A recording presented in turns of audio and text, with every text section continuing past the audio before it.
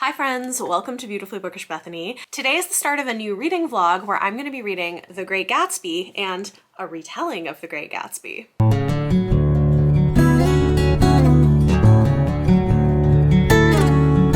Okay, so I have been teasing this a little bit for a while, and I thought this would be an interesting video to do because the last time I read The Great Gatsby, I was in high school, and it was one of my least favorite books.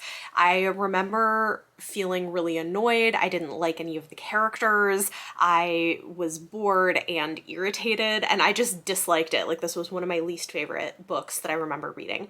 And I thought it would be really interesting now, so many years later, at a very different part of my life, to go back and reread it. So this was already something I had been planning to do this year, and then it worked out perfectly because I have an arc of The Chosen and the Beautiful by Nghi Vo. This was sent to me for review from Tor.com, and it is a retelling of The Great Gatsby, but from the perspective of an Asian American woman, and this has a bit of fantasy. I hear it's not super magical, but it has a little bit of magic, which I'm really excited to read. I have heard good things so far. So we're going to be reading these two books. And then I also thought it would be fun because I've never actually seen The Great Gatsby film with Leonardo di Caprio. It would be fun to watch that as well. So we'll do that and I'll kind of give you my thoughts. So I will say I have barely started reading this book, but also it's not particularly long. It's pretty short, which is nice because I think I can get through these books pretty quickly. But I've read chapter 1 and I can already tell you I think I'm going to do much better with this than I did when I was a teenager, and I can see why I would have hated it so much back then. So I have always not been a big fan of infidelity, and I think when I was a teenager I felt that way even more strongly than I do now, and probably in a way that was much more black and white, and maybe didn't have the nuance of being able to read a literary work that isn't necessarily saying it's okay, but is trying to explore like who these characters are and why they've made the choices they have. And so given that like in chapter 1 we find out that Daisy's husband is probably having an affair with a woman, I'm sure I hated that. And then the other thing that I think is really interesting reading this now is back when I was a teenager, I hated Daisy. I really did not like Daisy at all. And I think part of it is probably that I was young and idealistic and didn't have enough life experience to understand maybe why Daisy was the way that she was. She's an interesting character because she's the wife to this man who's this kind of like brute, this manly man who even in chapter 1 is going on about all of these like white supremacist ideas that she has to go along with. Also, she knows that he's cheating on her, and she has a 3-year-old child, which I had forgotten she's also a mother. And there's this really interesting line where she talks about giving birth to her child and asking if it was a boy or a girl. And so it says, "She told me it was a girl, so I turned my head away and wept. 'All right,' I said, 'I'm glad it's a girl, and I hope she'll be a fool. That's the best thing a girl can be in this world, a beautiful little fool.'" Which I actually think is just such a fascinating line as an insight into her experience as a woman, probably a lot of the misogyny that she's faced, and you know, I think probably nods to the fact that part of the persona that she embodies is something that she's been forced into because she's a woman and because she's married to the person she's married into. So I'm already much more into this than I ever have been before. I think I'm gonna like it a lot. I think it's going to be heartbreaking and difficult to read, but I also think it's very interesting. So one chapter in, and I'm already having a much different experience with this than I did in high school. And again, I think a lot of it is probably, you know, I grew up in a very conservative evangelical home, and my thinking on a lot of things was much more black and white than it is now. And I didn't have the life experience to know what people to go through and to understand like what the world in the past has been like for women and what it frequently still is like for women, and that people cope with that in very different ways. I was the sort of person growing up who would face things more head on and be very direct, and I didn't have a lot of patience for people like Daisy. To me, I read it as like weakness, but now with the value of like hindsight and better understanding, I can see that no, that's not what it is. It's a coping mechanism. Anyway, it's really fascinating. I feel like this is going to be a window into my psychology as a teenager, but the writing is really lovely.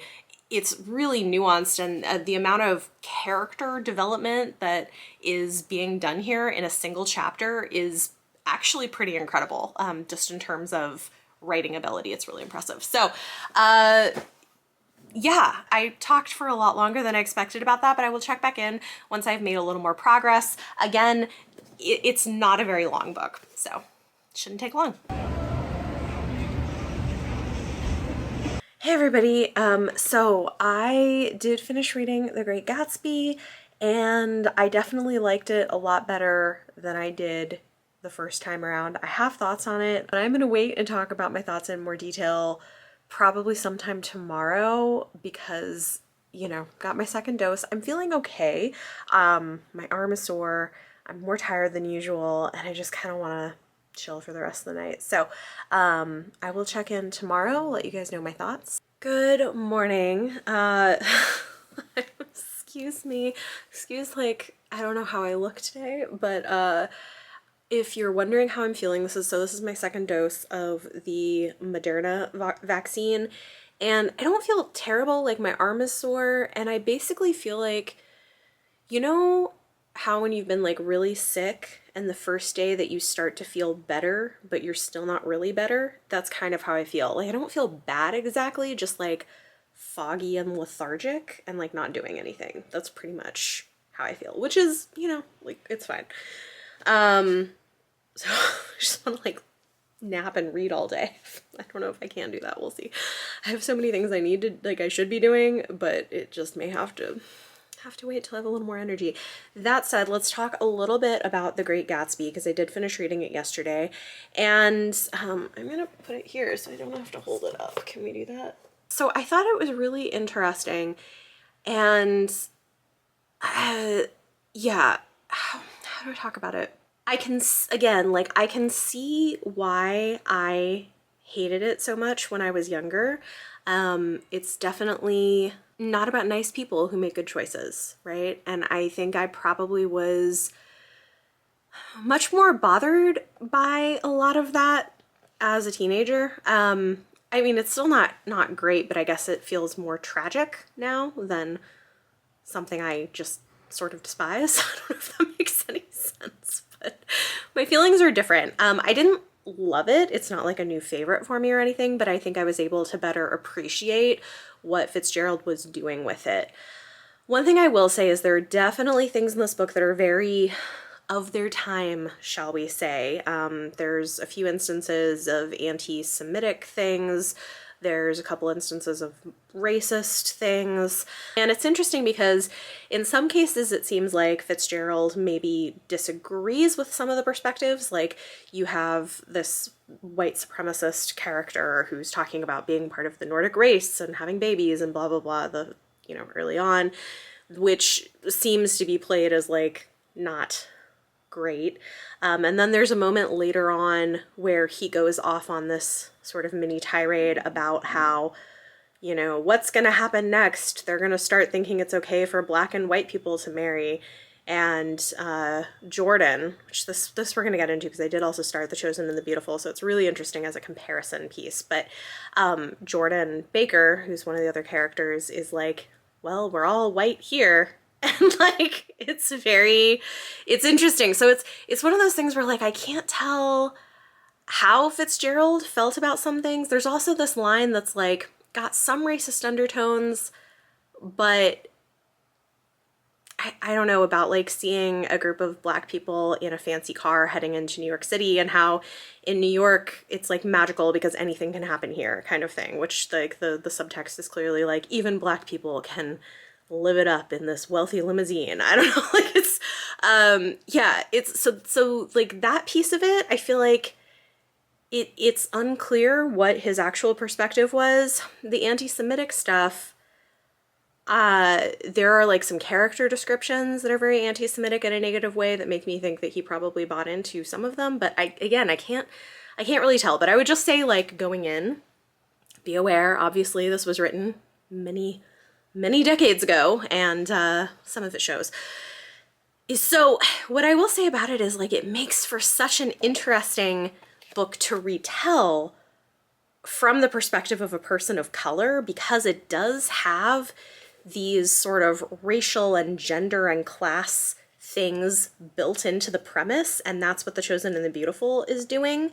Because The Chosen and the Beautiful, which, like, I'm not far into it yet, but I did start it a little bit last night, is from the perspective of Jordan Baker, and in this retelling, she is of Asian descent and is an outsider in that way. So it's interesting because I think in the original Great Gatsby, Jordan Baker is a bit of an outsider because she comes from a poor background, and like that affects her character and her choices. And I think like the choice to retell it from the perspective of one of the female characters, and particularly making her a person of color, is really fascinating.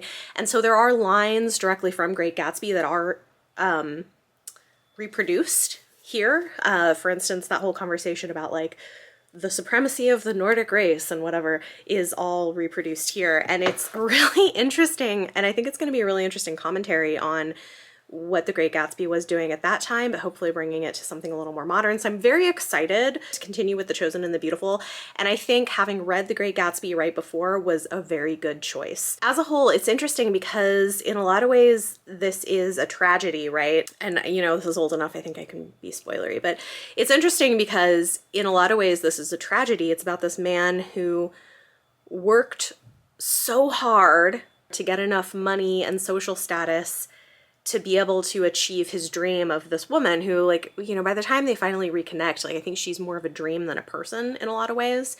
And, you know, then only because of a series of events to die in his own pool. And like the fact that it's repeated throughout the book that like he still hasn't even used this giant marble swimming pool. He hasn't gone swimming all summer. And then the first time is when he's shot and falls in. Like, it's just... it's very interesting. And like, none of these people are good. They're all awful and cheating on each other and like caring, like very self-involved, I guess you could say. Self-involved.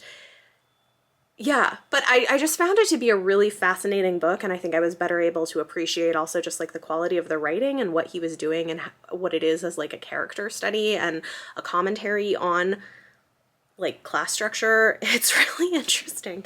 So yeah, I liked it. I didn't love it. It's not like a new favorite for me, but I really appreciate it. I think I'll probably give it 4 stars when I write a review, and I am very, very excited to see what this book does. There is so far a little bit of magic. There's some magical thing early on that allows Jordan and Daisy to float around the house. So there's like a hint of magic, and there's like a thing of where there's demoniac blood that gets dropped into cocktails that like has effect. So it's you know, like the magic is low key. It's like this slightly fantastical version. But yeah, I think it's going to be really interesting. So I will check back in once I've made a little more progress on The Chosen and the Beautiful. And then I do also plan to watch the film adaptation. Yeah, like a lot better experience. I didn't hate reading it. I was into it. Hello, good evening. So tonight, my husband and I are going to watch The Great Gatsby. I've made a little more progress on The Chosen and the Beautiful, continuing to enjoy it and find it interesting, but we're going to watch the movie tonight. I have a spiked sparkling water. Should be fun. I'll let you know what I think.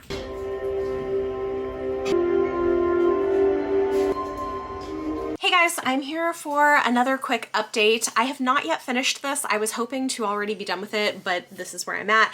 I am enjoying it. It's good. I just need to like settle in and really read it. Part of the issue is the day after I got my vaccine, I ended up not feeling super great, and so I feel like it was a less productive than usual day for me. which you saw the tail end of with The Great Gatsby when I was feeling better. So then yesterday was just me sort of playing catch up on all the stuff that I couldn't get done that day. Talking about the movie, I thought it was a really interesting adaptation. In a lot of ways, it's very faithful to the book. It even draws a lot of lines from the book, which again, we're seeing some of that in The Chosen and the Beautiful too. But there are some things that were left out that stood out to me. One is they cut out the plot, and I understand why for the sake of the movie, but they did cut out the plot line where Nick and Jordan sort of get together and have a thing, and then he sort of breaks her heart at the end. None of that is in the film. And I get it, the main focus of the movie is the Daisy J. Gatsby thing, but I do think it adds more to the fullness of the story from the perspective of the book, but I see why they cut it out.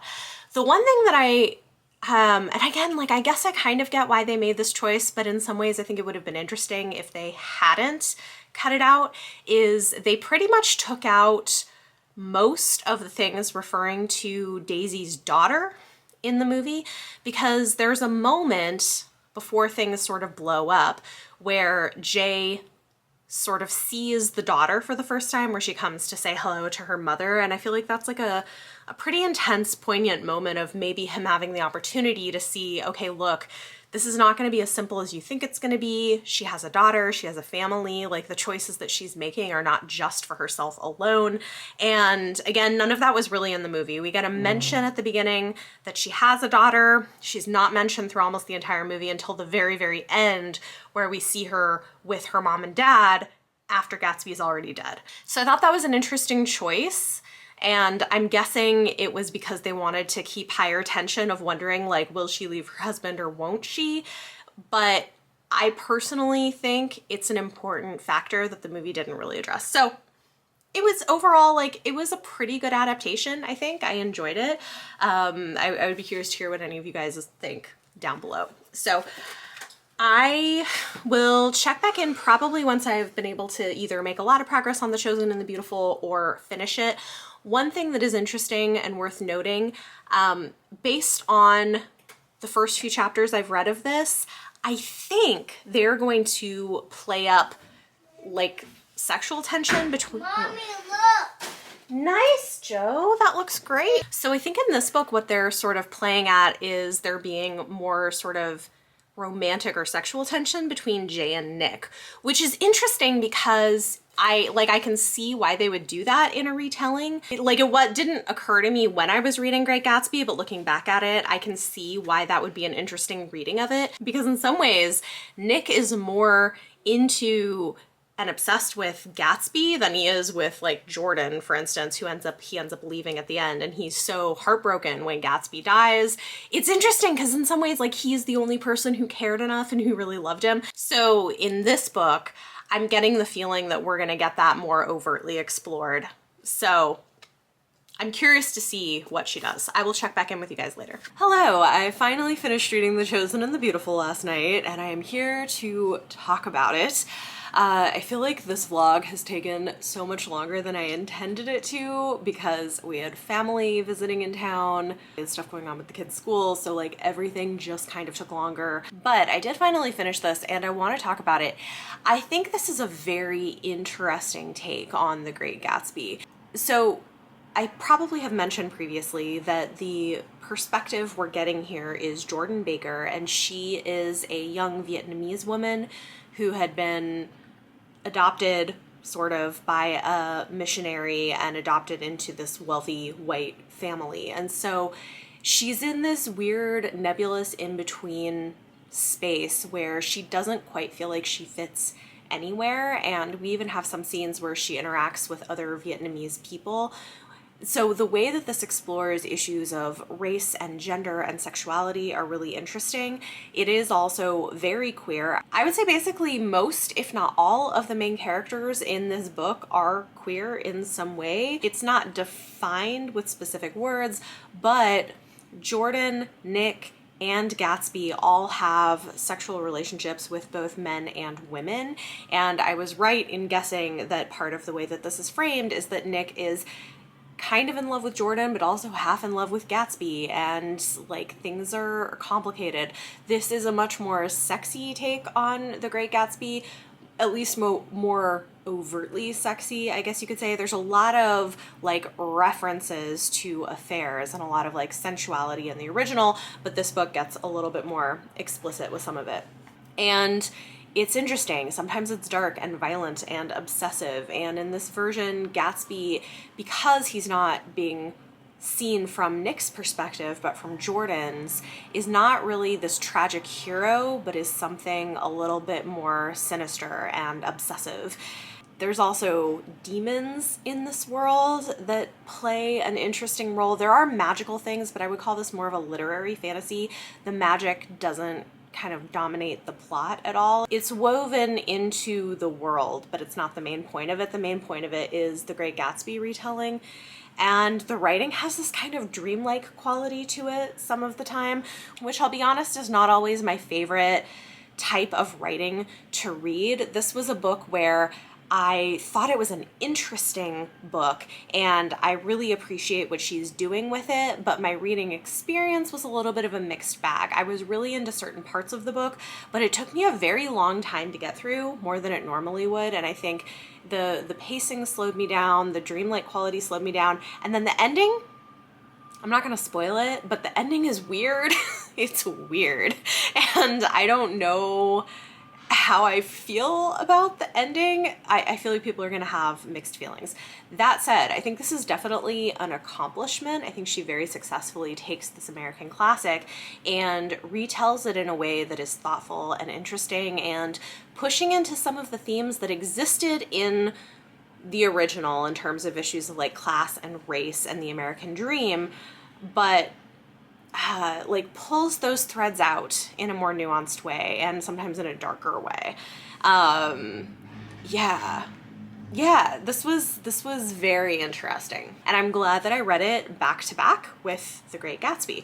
I've got to say, this was mostly a pretty positive experience, and it's interesting because going into this, obviously, The Great Gatsby had been one of my least favorite things that I read in high school. I really viscerally disliked it as a teenager. Now my feelings are very different. I like a lot of things about it. I can appreciate it. I can see why it has maintained its status as a classic in the first place. Just the writing itself is phenomenal. I will say, like, you have a classic versus a retelling of a classic. I do think that Fitzgerald is able to more deftly and concisely do character development and get his points across, but like you can't really expect this to be the same as Fitzgerald because it's doing something different anyway. But so I liked it. It wasn't perfect, but I'm really glad I read it, and I think it's very fascinating, and I'm excited to read more from Nghi Vo as well. I have one of her novellas on my TBR, and this makes me excited to get to it. I don't think this is ever going to be my personal favorite classic story, but I have a lot more appreciation for it than I used to, and I'm glad that I did this project. I thought it was really interesting to read the original and then get these different takes on the original, from the film adaptation to The Chosen and the Beautiful, and I enjoyed all of it. And in terms of ratings, if we're doing like star ratings, I went from having given The Great Gatsby as a teenager, it would have been like a 1 or 2 star for me. On a reread, I gave it 4 stars, and I also gave 4 stars to The Chosen and the Beautiful. So talk to me in the comments down below. Let me know any of your thoughts or feelings on anything I talked about in this video. I'd be really interested to hear your thoughts on this project and on these different adaptations of The Great Gatsby. And I do know that there are other Great Gatsby adaptations being published this year. It seems to be a thing. So this was one that was on my radar and I read it, but I know there are others as well. Talk to me in the comments down below and tell me about a film or TV adaptation of a book that you found interesting, where they made changes that made sense or that you appreciated. I don't know. Sometimes we say that like the book is always better, which I don't think is always true, but talk to me a little bit about an adaptation that you have thoughts on in the comments down below. If you like this video, give it a thumbs up, subscribe if you want to see more, and if you want to support the work of the channel and feel so inclined, you can check out the Patreon link down below or check out channel memberships. Thank you so much for watching, and I'll see you next time.